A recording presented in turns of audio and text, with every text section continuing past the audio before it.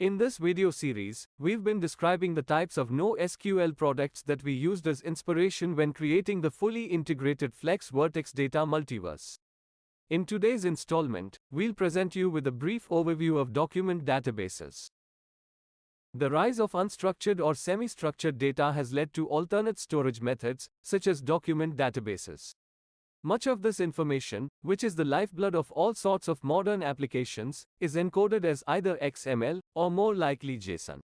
One common attribute of this type of information is that there is often no rigidly structured schema. Instead, the schema is subject to change, such as when developers are asked to create new application capabilities, which makes it a perfect fit for documents encoded this way.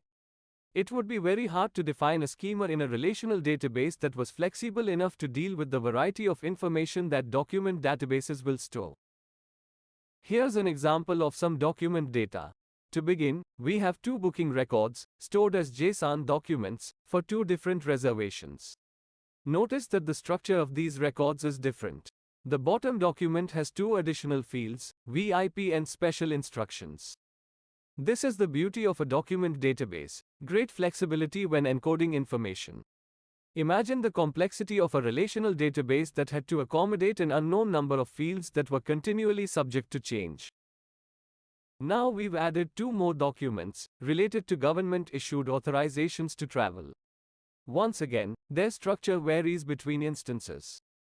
Now comes the hard part for standard document databases, establishing and maintaining the relationship between the booking and government documentation. This usually, but not always, falls on the developer's shoulders, and it's easy to imagine how things could get out of sync and thereby damage the database's integrity.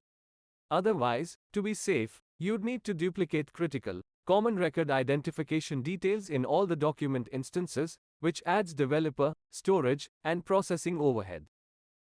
When confronted with the spotty transactional support, difficulties in establishing, maintaining, and traversing relationships, and the real risk of inadvertently damaging the database's integrity, it's no wonder that many enterprises decide to use relational databases when a document database would be a better choice.